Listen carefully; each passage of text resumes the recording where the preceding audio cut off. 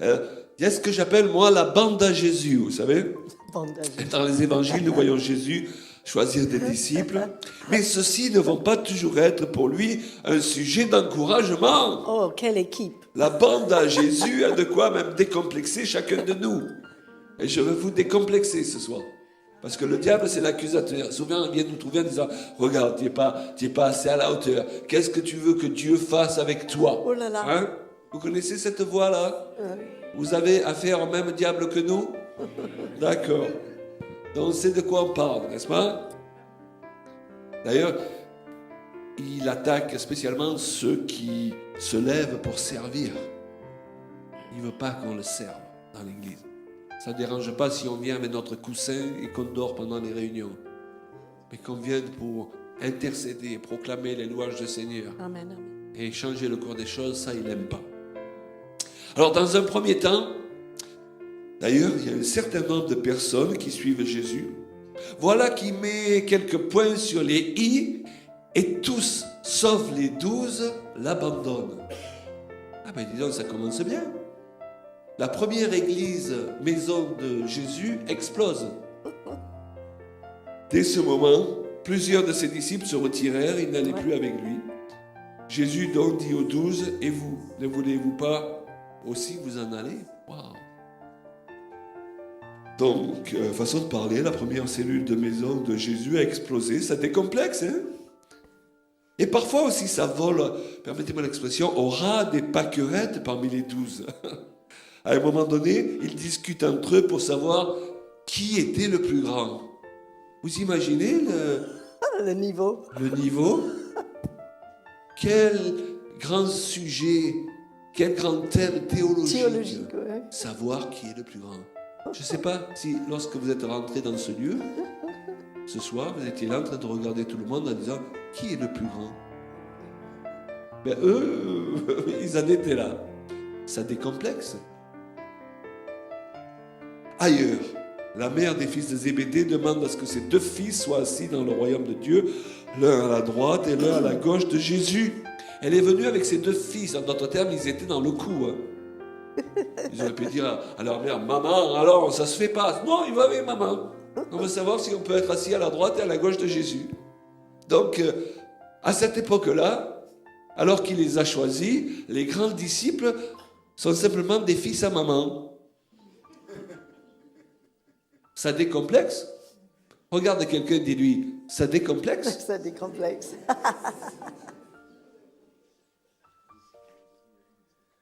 Donc, ces fameuses 12 colonnes mettent un certain temps à devenir solides. Hein? Elles ne sont pas au premier coup d'œil, d'ailleurs, ce dont on pourrait imaginer que Jésus ait besoin. Et attention comment nous jugeons les gens. Parfois, on peut se dire, tiens, pourquoi on veut donner des responsabilités à ce gars-là dans l'église? Et parce que Jésus, il voit plus loin. Il voit ce qu'on va devenir et non pas ce qu'on est à l'instant. Alléluia. Et quand tu te maries, choisis quelqu'un parce que tu as un regard prophétique. Tu n'auras pas une personne parfaite. On le disait avec humour l'autre jour dans le séminaire de couple. Quand on s'est rencontrés, on a décidé de se marier. On n'était pas finis tous les deux. Non, non. D'ailleurs, on n'est toujours pas fini. C'est un long processus. C'est un processus. Oui, oui. Mais on avait le regard On avait le regard. sur ce qu'elle allait devenir. Et on savait qu'on avait une responsabilité pour que l'autre devienne. Amen. C'est Voilà. triste Donc, quand on n'a pas le regard du futur, on n'a pas le regard prophétique. Et on regarde juste à l'instant. Et on juge les gens sur l'instant. Et ce n'est pas ce qu'a fait Jésus.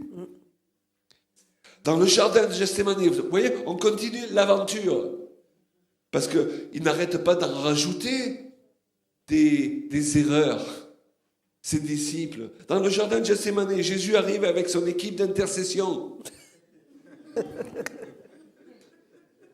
Et il ne tarde pas à se retrouver seul à prier. Où les autres sont en train d'intercéder avec des soupirs inexprimables.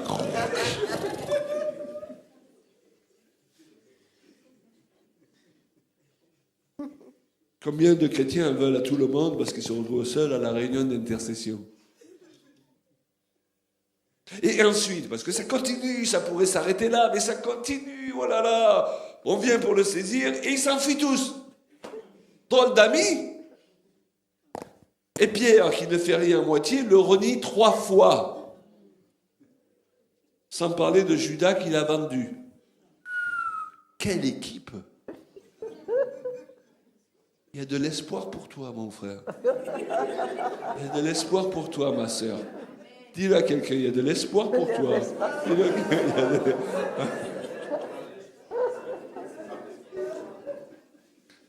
Et ça continue.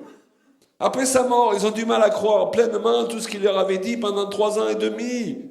Et les femmes venues au tombeau sont quelques instants accusées de divaguer lorsqu'elles disent qu'il est ressuscité.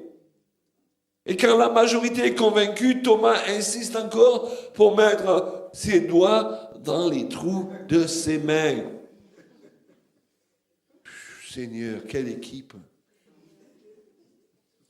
Mais ce qui est merveilleux, c'est que Jésus, il n'est pas ressuscité en disant alors là, qu'est-ce que c'est que cette histoire? Ça fait 3 ans et demi que je vous annonce que je vais être crucifié, que je vais ressusciter, et maintenant qu'on y est, il n'y a plus personne.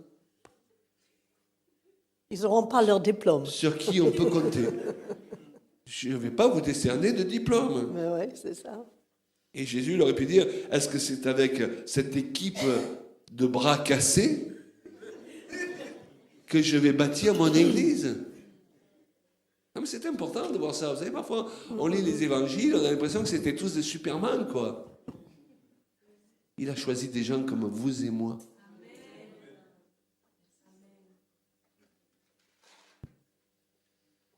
Non, il a continué à croire dans ses disciples.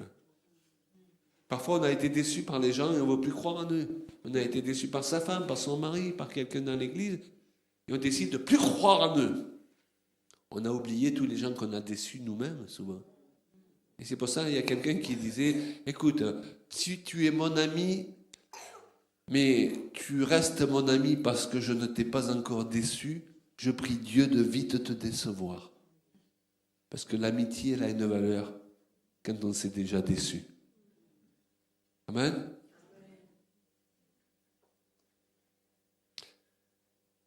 Jean 20, 19 à 22, le soir de ce jour qui était le premier de la semaine, les portes du lieu où se trouvaient les disciples étant fermées à cause de la crainte qu'ils avaient été juifs, Jésus vint se présenter au milieu d'eux et leur dit « La paix soit avec vous ». Oh, wow.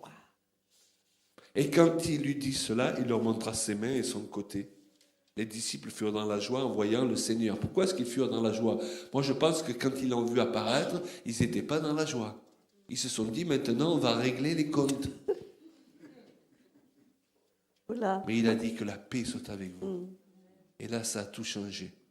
Peut-être que tu es venu dans ce lieu ce soir et tu es sous un fardeau de culpabilité. Tu as l'impression que Dieu, il n'est jamais content avec toi, jamais suffisamment content avec toi. Et tu t'attends peut-être à recevoir une parole de remontrance et d'accusation. Hein. C'est vrai qu'il y a des prédicateurs, c'est leur spécialité de donner des coups de batte de baseball sur la tête pendant leur prédication. Mais Jésus, il te dit ce soir que la paix soit avec toi. Alléluia. Les disciples, ils n'ont pas dû se sentir très à l'aise, hein, Julien? Non. Lorsque Jésus est apparu. Ils ont dû penser que c'était le moment de régler les comptes. Et j'imagine même Thomas. Il voit apparaître Jésus, il dit, bon, moi, je vais aux toilettes.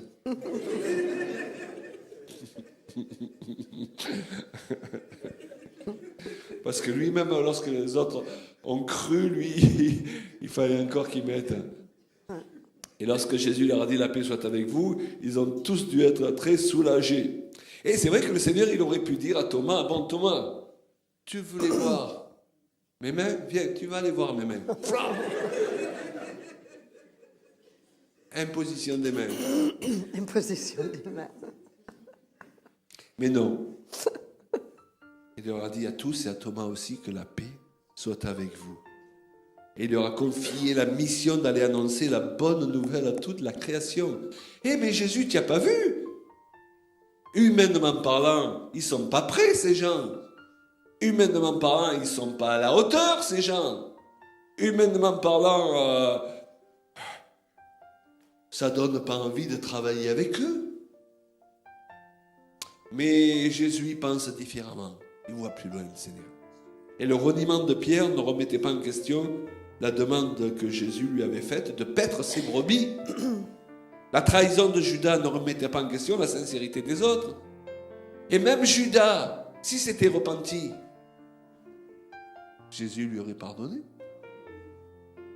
Parce que Pierre a péché, il a renié 3 fois. Et la Bible dit qu'il a fait des imprécations. Vous savez ce que ça signifie? Ça signifie que pour être sûr qu'on le croit, il a insulté Jésus. Pour être sûr qu'on le croit quand il disait qu'il ne le connaissait pas. Il a dû dire, cette espèce de ceci, de cela, j'ai rien à voir avec lui. Et Judas, il a vendu. Les deux, ils ont péché très fortement. Mais un, il a choisi de se repentir. Et l'autre, il a choisi la dépression. Vous savez que parfois, au milieu de nous, même s'il y a des gens qui souffrent de cela et qui demandent à être aidés, on est bien d'accord, mais il y a certaines personnes aussi qui préfèrent se réfugier dans la dépression que dans la repentance. Réfléchissez à ça.